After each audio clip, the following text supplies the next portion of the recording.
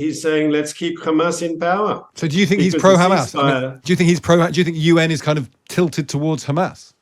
Well, I'd ask you, if you're in favor of a ceasefire that keeps Hamas in power, when we're about to destroy Hamas, you're actually protecting them and keeping them alive. Well, you might be. Here's the problem. Here's the problem. If you keep Hamas alive, if you keep Hamas in power, then you'll be interviewing me 6 months from now or a year from now. There'll be another Gaza war. Israel's foreign minister has accused the UN Secretary General Antonio Guterres of supporting Hamas. Eli Cohen said the UN leader was a danger to world peace. He was responding to Guterres invoking the rarely used Article 99 in the UN Charter to call for a ceasefire. Also, last night, money due to go to Israel from America was blocked by Congress. We can now talk to Mark Regev, who's a senior advisor to Benjamin Netanyahu. Good morning to you. Good morning. Do you think the UN is more pro-Hamas than it is pro-Israel? Well, the Secretary General has made a mistake, a strategic mistake and a tactical mistake. First of all, from a tactical point of view, he already called for this sort of ceasefire a month ago, and had we agreed then, we would never have had the military pressure to get our hostages out. And we got over 100 hostages out precisely because we conditioned a ceasefire on the release of hostages. If Hamas could have got a ceasefire without releasing hostages, we wouldn't have got a single person home. None of those children, and you've seen the pictures, all those children that you saw, all the women, would still be in captivity. That's the tactical mistake. What's the strategic mistake? Well, the strategic mistake is obvious. He's saying, let's keep Hamas in power. So do you think he's pro-Hamas? Do you think he's pro? Do you think UN is kind of tilted towards Hamas? Well, I'd ask you, if you're in favor of a ceasefire that keeps Hamas in power, when we're about to destroy Hamas, you're actually protecting them and keeping them alive. Well, you might be. Here's the problem. Here's the problem. If you keep Hamas alive, if you keep Hamas in power, then you'll be interviewing me 6 months from now or a year from now. There'll be another Gaza war. Because Hamas says openly they want a state of permanent war with Israel, that they would do the October 7th massacre with the beheadings, with the rapes, with the burning of people alive. They'd do that again and again and again.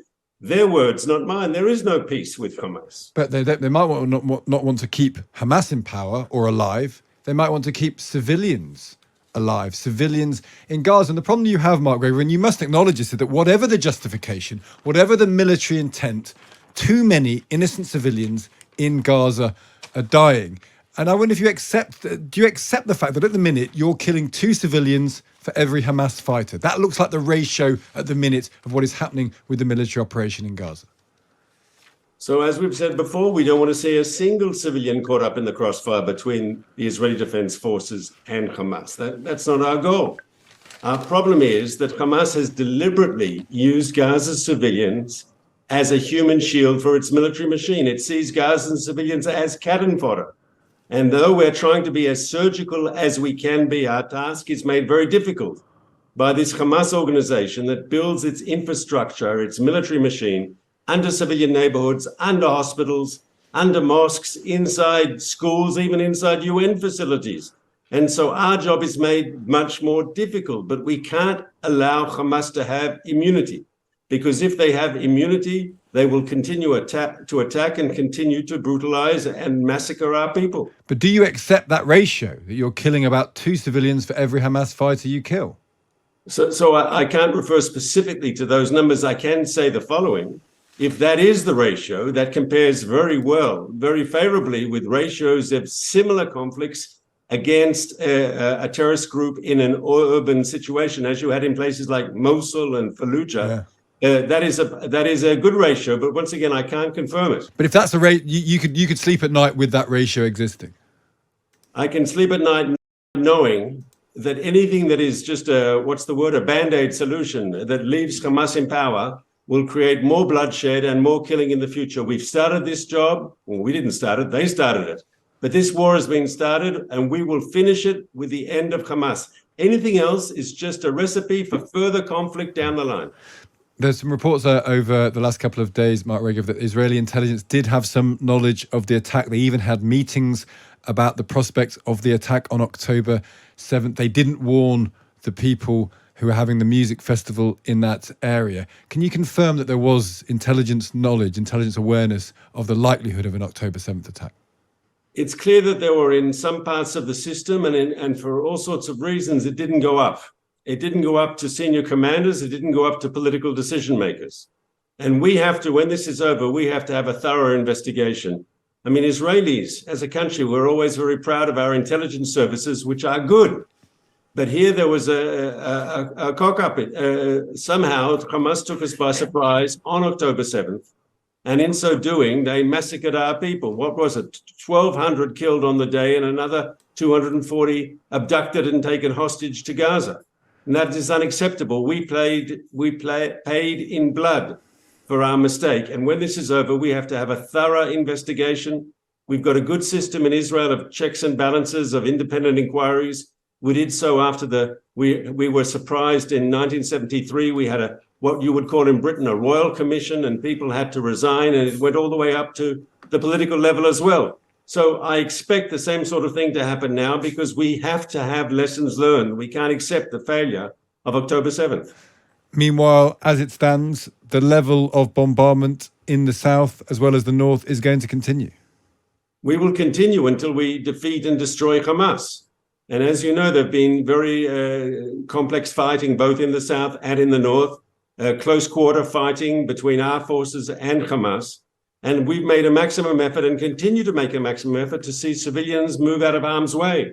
And that's why we've designated these special safe zones in the south for civilians to move to, because we don't want to see them caught up in the crossfire. But even if they survive, Mark Regev, you're radicalizing them. That's the other point in this. You talk about the elimination of Hamas, and people understand. I think people completely understand. 1,200 dead, you've got to do something. Everyone understands that. But there is this practical notion. There's a moral position that you're killing civilians as you do it. And there's the strategic argument that for every time you drop a bomb, for every time someone dies who shouldn't die, you're radicalizing people. You're not eliminating Hamas. You might get some of their leaders, but you're fostering an ideology that's going to come back and hurt you for years and decades to come. That's the fear. That's the strategic fear.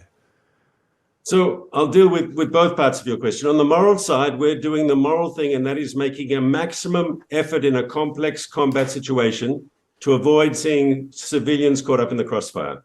Our goal is zero civilian casualties. That is very difficult, but that's what we're striving for. We don't want to see a single civilian caught up in the crossfire. Obviously, it's very, very difficult. On the larger issue, when the German chancellor was here, visiting Israel, he talked about Hamas being the new Nazis. So to use that comparison, Berlin was destroyed at the Second World War, and the truth is the Germans blamed Hitler in the end, and not the Allies. And I think Gazans are not stupid. They understand that this war was launched by Hamas. They understand that Israel was responding to Hamas's atrocity. They even know that more recently Hamas broke off the humanitarian pause in the fighting because they refused to deliver more hostages. And though, I know for all sorts of historical reasons, there's not a lot of love for Israel in Gaza, but because the people of Gaza can see what is happening, they know that this destruction, this displacement, all the tragedy has come from Hamas's decisions. And when this is over, I think you will see, I don't think I know, you will see lots of pent-up Gaza, and you will see of anger and Hamas path of extremism. We're just losing you, Mark. But I think be discredited. Sorry, Mark, we just lost you. But I think we understand the point you're making. The argument you've made there, and we just lost you because you just sort of blipped out. But Mark Regev saying there that he's confident, he knows that when this is over, the blame will not be placed on Israel. The blame will be placed on Hamas. There won't be radicalization. And he also said a ratio of 2 civilians to 1 Hamas person was a good ratio and an example of a moral position taken by Israel there. Mark Regev, who is a senior advisor to Benjamin Netanyahu.